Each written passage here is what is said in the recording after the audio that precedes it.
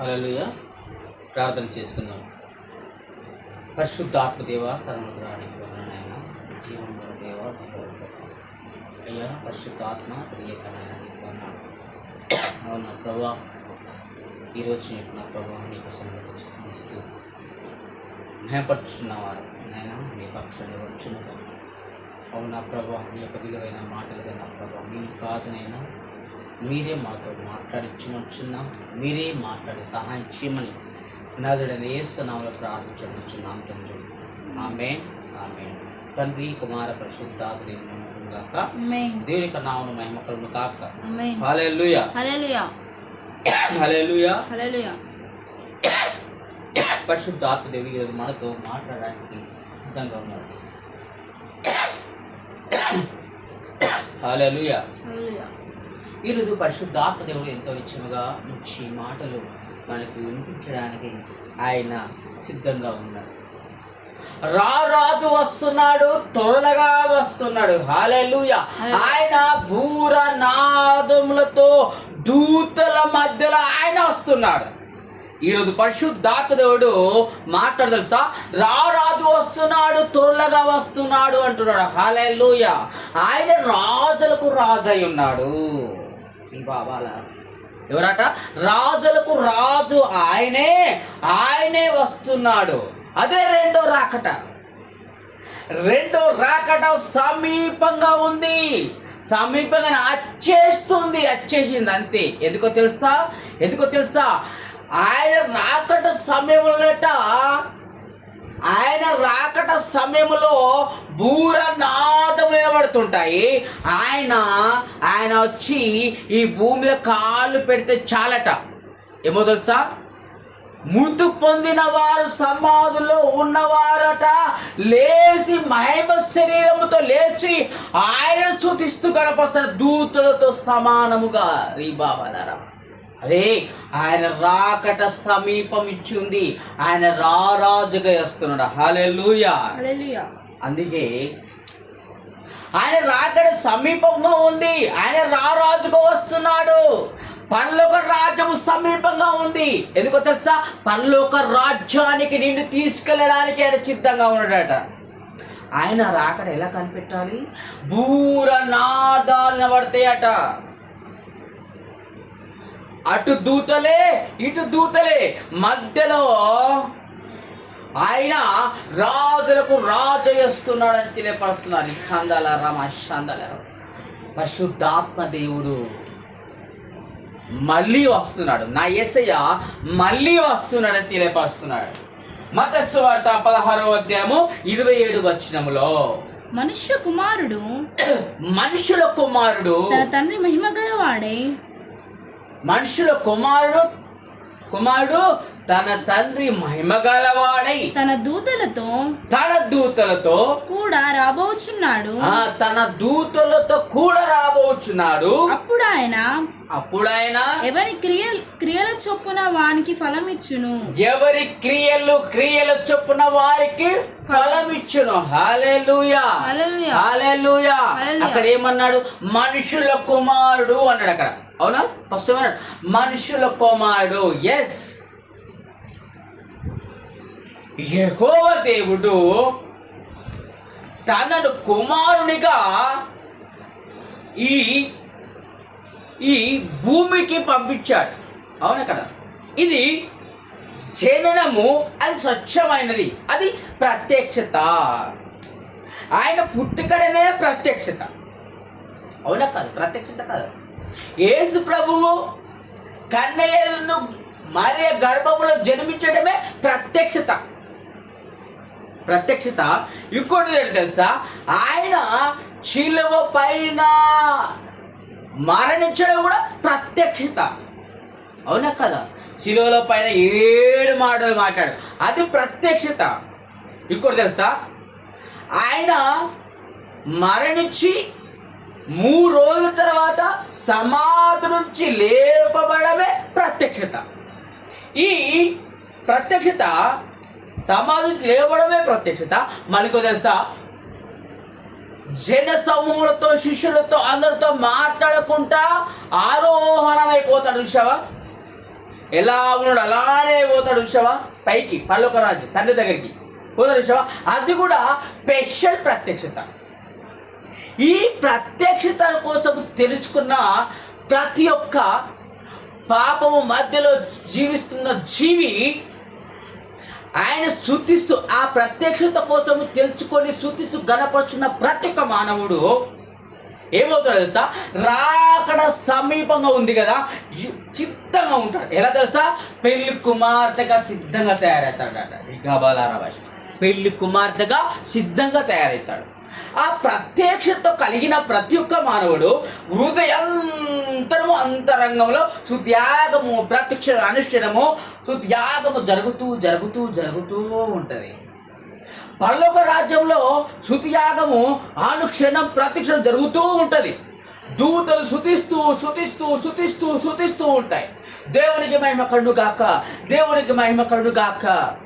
ఏ ప్రభు రనాలతో శృతియాగము జరుగుతూ జరుగుతూ ఉంటుంది. అలాంటి ఒక పరిశుద్ధిని శృతిస్తున్న ఒక దూతలు దేవుడు ఏర్పరచుకున్నాడు. అదే దేవుడు పాపము మధ్యంలో మన నివాసం చేస్తున్న మనని కూడా ఆయన ఏర్పరచుకున్నాడు. అది కూడా ప్రత్యక్షత. అసలు పరిశుద్ధునికి పాపులు అంటే అవసరమా? కానీ దీన మనసు కలిగిన వారు ధన్యుడు, దీన మనసును కలిగిన వారు ఆయనకు కావాలి. యథార్థమైన హృదయమే ఆయనకు కావాలి, ఆయనకు కావాలి. నీ దగ్గర ఉన్నది ఏది కూడా ఆశిస్తలేడు, కానీ నీవు యథార్థ హృదయమే ఆయనకు నాకు కావాలి అంటున్నాడు. ఎందుకో తెలుసా, ఆ హృదయమైన గుడారము ఎవరిది? ఎవరిది? ఆ ప్రత్యక్షత కలిగిన పరిశుద్ధాత్మ దేవునికే నీ యొక్క హృదయ గుడారమే కావాలి. నీ డబ్బు అవసరం లేదు, నీ ధనము అవసరం లేదు, నీ విద్యలు అవసరం లేదు, మీ మేడలు అవసరం లేదు, ఈ లోకమే లోకానుసారమైన జీవితం అవసరం లేదు. కానీ ఆయన చూపిస్తూ గణపరచు భయపరుచున్న యొక్క బిడ్డల యొక్క హృదయమే ఆయనకు కావాలి. నీ హృదయము నాకిమ్ము, నీ హృదయము నాకిమ్ము, అంతే. నీది కూడా ఏది కూడా అవసరం లేదు అంటున్నాడు. ఆ హృదయాన్ని ఆయనకి ఇవ్వాలంటే ఏమై ఉండాలి తెలుసా? నీ హృదయాన్ని ఆయనకు ఉండాలంటే నీవే ప్రత్యక్షత కలిగి ఉండాలి. నీవు ఎలా ప్రత్యక్షత కలిగి ఉండాలో తెలుసా? నేను ఆయన కొరకు చావలను చస్తకని నేను ఆయనను వదిలిపెట్టను. మరణానికి పాత్రుడైన ఎవరు? యేసుక్రీస్తు ప్రభువు. అవునా? అవునా కదా? ఆయన దూషించినా, ఏడు చేసినా, ఆయన ముఖం పైన ఉమ్మిచ్చినా, బల్లెపండు కొచ్చినా, అవునా, ఆయన రాళ్లతో కొట్టినా, విసిరిన ఆ రాళ్ళు ఎక్కడి నుంచి వచ్చాయి? ఏ నుంచి ఇచ్చారు? ఎక్కడైతే అక్కడ చేపలు రొట్టెలు పంచి ఆయన ఆహారాన్ని తీర్చాడో అదే స్థలం నుంచి రాళ్ళు విసిరేయబడ్డాయి ఆయన పైన. అది ప్రత్యక్షత. ఈ ప్రత్యక్షమైన గుడారం తెలుసా? నీకు హృదయమే. ఆ ప్రత్యక్షమైన గుడారములో ఆయన సింహాసనం వేసుకొని అందరూ పరిపాలించడానికి ఆయన సిద్ధంగా ఉన్నాడు. అయితేనే నువ్వు ప్రత్యక్షంగా కలిగినప్పుడు ఆయన రాకడ సమయం ఆయన వస్తున్నాడు. మనుషుల కుమారుడు, అవునా? మన మనుషుల కుమారుడు తన తండ్రి మహిమ గలవాడై, మనుషుల కుమారుడు తన తండ్రి మహిమ గలవాడై తన దూతలతో కూడా రాబోచున్నాడు. తన దూతలతో కూడా రాబోచున్నాడు. సింగిల్గా వస్తలేడు కదా, వస్తున్నాడా? దూతలతో రాబోతున్నాడు. ఎస్, దూతలతో రాబోతున్నాడు. అప్పుడు ఆయన ఎవరి క్రియల చొప్పున వానికి ఫలం వారికి ఫలం ఇస్తున్నాడు. ఫలం ఇస్తున్నాడు. ఆ ఫలం ఏదో తెలుసా? ఆ ఫలం ఏంటిదంటే యథార్థమైన యొక్క మనసుతో కలిగిన వారి యొక్క జీవితాలు ఎలా ఉంటాయో, యథార్థమైన యొక్క జీవితంతో యథార్థమైన యొక్క హృదయం కలిగిన వారు ఎవరైతే ఉన్నారో సమాధిలో కానీ, సమాధిలో ఉన్నవారు కానీ, సజీవంగా ఉన్న కానీ, ఈ లోకంలో నివసిస్తున్న వారు కానీ, వారికి ఫలం ఏంటి తెలుసా? పరలోక రాజ్యానికి ఎలా అలానే తీసుకెళ్తాడు. అది ఫలము. తన క్రియల చొప్పున ఫలం ఇచ్చును. ఫలం అంటే ఏంటి? ఫ్రూట్సా? ఆశీర్వాదం, దీవెనలు, ఆ ఫలములు ఆయన ఇస్తూ ఉన్నాడు తన క్రియల చొప్పున. ఒకవేళ దేవునికి వ్యతిరేకంగా నడుస్తున్నావు నీవు, వారికి కూడా ఫలం ఉంటుంది. ఏదో తెలుసా, నీంటి తీసుకుపోయి అగ్గి కాలేయడమే, అది ఫలమే. సజీవమైన ఫలము కావాలన్నా, మృతులో నుండి చావక బతకక నుండే ఫలము కావాలా, ఇప్పుడే తీర్మానం చేసుకో. ఆయన రాకట సమీపంగా ఉంది. ఆయన వస్తూ ఉన్నాడు, త్వరగా వస్తూ ఉన్నాడు, వచ్చేస్తున్నాడు అంతే. ఆయన రాకట సమీపములో కొన్ని విచ్చలమైన యొక్క వింతలు జరగబోతున్నాయి. జరుగుతున్నాయా లేవా? ఎస్. వాళ్ళకు రాజ్యంలో ఎలా ఉంటుంది తెలుసా? సుఖశాంతంతో కలిగి ఉంటుంది, ప్రశాంతత జీవితం ఉంటుంది. ఆ పల్లెకు రాజ్యం కూడా ప్రత్యక్షత. ప్రత్యక్షత అనగా స్పెషల్ కదా, స్పెషల్ ఇన్విటేషన్. దేవుడు ఆయన దూతలను పట్టుకొని బూరనాదాలతో వస్తున్నాడు, నిన్ను పిలుస్తూ ఉన్నాడు. ఆ స్వరం వినాలని మేలు, అది ప్రత్యక్షత. మనం నడుస్తున్న యొక్క జీవితం ప్రత్యక్షత ఏంటిదో తెలుసా? లోకములు ఎలా ఉందో నేను అలాగే నడవాలి, అది ప్రత్యక్షత కాదు. చచ్చుతూ బతుకుడు, అది ప్రత్యక్షత కాదు. నరకకి పోవడానికి నువ్వు సిద్ధంగా ఉన్నావు, అది ప్రత్యక్షత కాదు. దేవుని యొక్క అడుగులో అడుగు వేస్తూ నడుస్తుంటావు చూసావా, అది ప్రత్యక్షత. ఆ ప్రత్యక్షతమైన జీవితము ఎవరికి ఇస్తాడో తెలుసా? హృదయమును సిద్ధము చేసుకోవాలి. ఆ హృదయమైన గుడారము ఆయనకు సిద్ధం చేయాలి. వాక్యానుసారం జీవితము కలిగి ఉండాలి. వారికి ప్రత్యక్షత, స్పెషల్ ఇన్విటేషన్. ఎక్కడికి ఇన్విటేషన్? పరలోక రాజ్యానికి ఆయనతో తీసుకుపోవడానికి. ఆయన పెళ్లి కుమారుడికి వస్తున్నాడు, సామాన్యంగా కాదు. మళ్ళా అవునా, ఆయన సామాన్య మనిషి కాదు, ఆయన సామాన్యంగా వస్తలేడు. అవునా కదా? పెళ్లి కుమారుడుగా వస్తున్నాడు.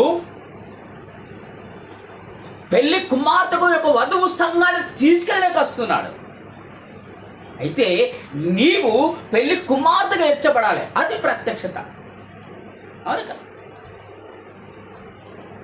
పెళ్లి కుమార్తెను ఎలా అలంకరిస్తుంటాము, అది ప్రత్యక్షత ఆగుతావు కదా. అవును కదా? స్పెషల్. ఆయనతో సమానంగా ఉండాలి, ఆయనతో నీవు వెళ్ళాలి. మళ్ళా ఇంకో ఆయనతో నిన్ను తీసుకెళ్ళేటప్పుడు కూడా ఆయన ఎలా వచ్చాడు? దూతలతో, బూరనాదాలతో, దూతల మధ్యలో వచ్చాడా? నిన్ను తీసుకెళ్ళినప్పుడు కూడా ఆ బూరనాదాలతో తీసుకెళ్తాడు. పెళ్లి కుమార్తెను ఎలా తీసుకెళ్తాడు? ఎలా తీసుకెళ్తారు? తాళ మేళలతో తీసుకెళ్తారా లేదా? సంబరాలతో తీసుకెళ్తారా లేదా? అలాగనే రానున్న కుమారుడు ఏ కుమారుడట? మనుషుల కుమారుడు. అనగా యెహోవా దేవుని యందు ఆత్మ పరిశుద్ధాత్మ యొక్క వరమున జన్మించిన కుమారుడే మనుషుల కుమారుడు. ఆయన రాబోతున్నాడు. ఆ కుమారుడే నిన్ను కూడా, నీవు పెళ్లి కుమార్తెగా సిద్ధమవుతే ఆ పెళ్లి కుమారుడే వస్తున్నాడు. ఆయన ఏం చేస్తాడు సార్? ఆయన పల్లెకలో వస్తున్నాడా?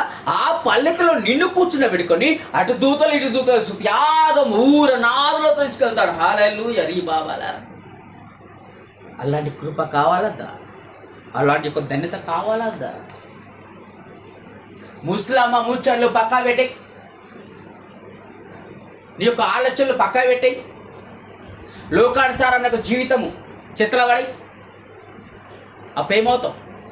నీలో జీవింప చేసినట్టుగా జీవనదిని నీ కుమ్మరిస్తుంటాడు పరిశుద్ధాత్మదేవుడు. ఆ ప్రత్యేకత కలిగి ఉండాలి. ప్రతి ఒక్క మానవుడు ప్రత్యక్షత కలిగి ఉండాలి. యోబు 34:11 నరుల క్రియలకు నరుల క్రియలకు తగినట్టుగా నరుల క్రియలకు తగినట్టుగా ఫలము ఆయన వారికిచ్చును. నరుల క్రియలకు తగినట్టుగా ఫలము వారికిచ్చును. అందరికి వారి వారి మార్గమును బట్టి వారికి ఫలమిచ్చును. అందరికీ వారి వారి వారి మార్గములు బట్టి వారికి ఫలమిచ్చును. వారికి ఫలం ఇచ్చును. ఎస్, నువ్వు దేవుని యొక్క సమీపంగా ఉండి నీ యొక్క హృదయాన్ని దేవుడికి ఇచ్చినప్పుడు కదా, నువ్వు నడుచున్న యొక్క మార్గం ఎలాంటిదో నీవు తెలుసుకో. ఫస్ట్ ఎందుకో తెలుసా, ఆయనతో నువ్వు వెళ్ళాలంటే ఫస్ట్ ప్రత్యక్షత కలిగి ఉండాలి. స్పెషల్ ఇన్విటేషన్ ఎప్పుడో ఇచ్చాడు. ఎందుకో తెలుసా, ఇప్పుడు భూమి పైన పాపం లోకం మీద భూమి పైన సజీవంగా ఉన్న వాళ్ళకే కాదట ఆ ప్రత్యక్ష ఇన్విటేషన్ ఎవరికి ఇచ్చాడు తెలుసా, సమాధిలో ఉన్న వారికి కూడా ఇన్విటేషన్ ఇచ్చాడు. వారు మహిమ శరీరంతో కలిగి వెళ్ళిపోతారు, ఆయనతో దూతల మధ్యలో వెళ్ళిపోతారు ఆయన. కీర్తన 62:12 ప్రభువా మనుషులందరికీ వారి వారి క్రియల చొప్పున నీవే ప్రతిఫలం ఇచ్చుచున్నావు. కాగా కృప చూపుటయు నీది. వారి క్రియల చొప్పున నీవే ప్రతిఫలం ఇస్తున్నావు, కాగా కృప చూపుట కూడా ఎవరు? నీవే. నువ్వు ప్రతిఫలం ఇస్తున్నావు, కానీ వారి పైన కృప చూపుట కూడా నీవే. వడగా నువ్వు కాపాడము, వారి పైన దయ చూపము. అర్థమైందా? నా యేసయ్య ప్రేమామయుడి కదా, ప్రేమించేవాడే కదా. నా యేసయ్య దూషించేవాడు కాదు కదా అని నువ్వు తప్పులు క్రియలతో చెప్పుడు నడుస్తున్నావేమో, పాప క్రియల చెప్పుడు నడుస్తున్నావేమో, కానీ ప్రతిఫలము నీకు రాదు. నువ్వు ఒక ప్రత్యక్షత కలిగి ఉన్నావా, జీవితానికే ఆయన ప్రతిఫలం ఇవ్వడానికి సిద్ధంగా ఉన్నాడు. రీ బాబా లారా. అదే యోబు 34:11 నరుల క్రియలు తగినట్టుగా ఫలము ఆయన వారికి ఇచ్చును. అందరికి వారి వారి మార్గములు బట్టి వారికి ఫలం ఇచ్చును. అందరికి వారి మార్గములు బట్టి వారికి ఫలం ఇచ్చును. నీ మార్గం ఏముంది? పరలోక రాజ్యానికి వెళ్ళే మార్గం నీకుందా? అపవాది చేత క్రియల చేత నడిచే మార్గం ఉందా? లోకానుసార మార్గం ఉందా? ఇప్పుడు తీర్మానం చేసుకో. పరిశుద్ధాత్మ దేవుడు నిన్ను ఈ మార్గమంతయు సరళముగా చేస్తాడు. యేసు ప్రభు రానున్నాడు. మనుషుల కుమారుడు రానై ఉన్నాడు. దూతల మధ్యలో స్తుత్యాగముతో రానున్నాడు. బూరనాదాలు మోగుతాయట. ఆయన రాకట సమీపం ఉంది. ఆయన వచ్చుచూ ఉన్నాడు, త్వరగా వచ్చుచున్నాడు. ఈ లోకము తెలుసా, ఈ లోకము ఏమవుతుంది? ఆయన రాకట కింద మీద అవుతుంది,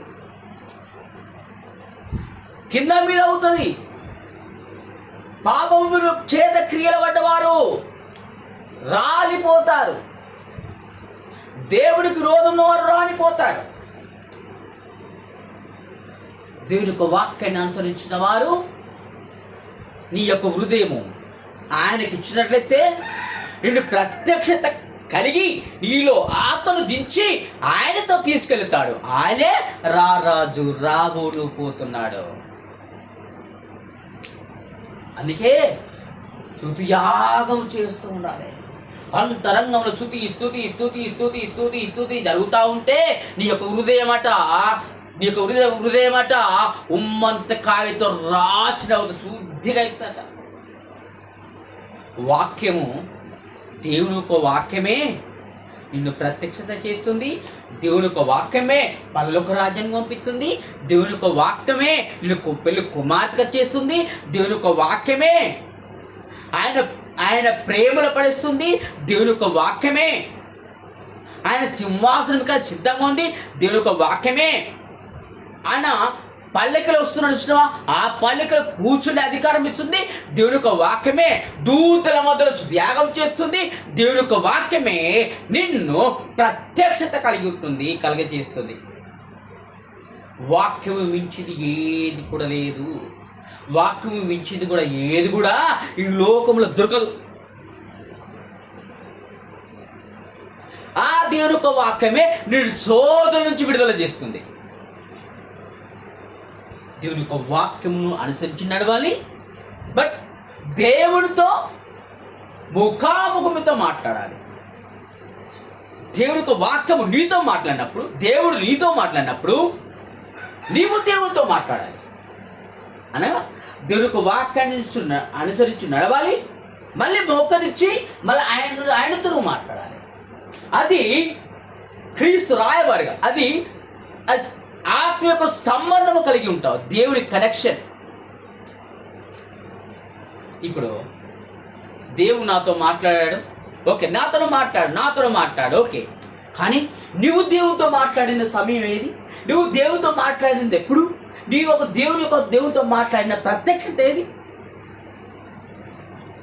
ఇంకో ప్రత్యక్షత ఏపన్నా, దేవుడు నీతో మాట్లాడినప్పుడు, దేవుడు వాక్కు ద్వారా నీతో మాట్లాడినప్పుడు నీవు దేవుడితో వెంటనే దేవుడితో మాట్లాడుతావు. చూసావా? అది ప్రత్యక్షత. ప్రత్యక్షమైన ఇన్విటేషన్ ఎప్పుడో ఇచ్చాడు, కానీ దాన్ని రిసీవ్ చేసుకోవడానికి అపవాదన క్రియలు మనకు అడ్డుగా ఉన్నాయి, అంతే. ఆ రిసీవ్ చేసుకునే ఒక జీవితం ఎలా ఉంటుందో తెలుసా? ఆయన సూచిస్తూ గణపతి మహిమపరుస్తూ ఆరాధిస్తూ ఉంటాయి. మనలో వేరే ఆలోచనలు రావు, వేరే తలంపులు రావు, చెడు క్రియలకు పోవు, చెడు మార్గంలోకి పోవు. దేవుని యొక్క త్యాగం చేస్తూ సంతోషముతో ఉంటారు. పచ్చని ఒలివ తోట నిగనిగలాడుతుంటారు ఈ బాబాలారా. ఇప్పుడే తీర్మానం చేసుకో. దేవుడు రానే ఉన్నాడు, మనుషుల కుమారుడు రానే ఉన్నాడు, దూతల మధ్యలతో వస్తున్నాడు, భూరనాథులతో వస్తున్నాడు. నీవు ప్రత్యక్షత కలిగి ఉంటేనే ఆయనకు వెళ్తుంటావు. ఇప్పుడే తీర్మానం చేసుకో బిడ్డ. దేవుడు నిన్ను ఆత్మ చేత నేను అభిషేకించి ప్రత్యక్షత కలిగి చేస్తుంటాడు. ప్రార్థన చేసుకున్నాను. మహాగరుడా, ఆశ్చర్యకుడా, ఆలోచన సర్వోన్నతుడా, సర్వాధికారుడా, నీకు వందనాలైనా. నీవే గొప్ప దేవుడు అన్నావు నాయన. నీవు తప్ప ఈ లోకంలో ఎవరు లేరు నాయన. ఈ మాట వింటున్న ప్రతి ఒక్క బిడ్డతో మీరు మాట్లాడి సహాయం చేయమని అతనికి వందనాలు. మంచి ఒక్కత ఆయన వీటిలో బిడ్డ ప్రత్యక్షత కలిగి ఈ యొక్క నామాన్ని చూపించి గణపరిచి మేము ఆరాధించకుండా దయచేయమని నా జరిగిన యేసు నామములో ప్రార్థించున్నాము తండ్రి. ఆమేన్.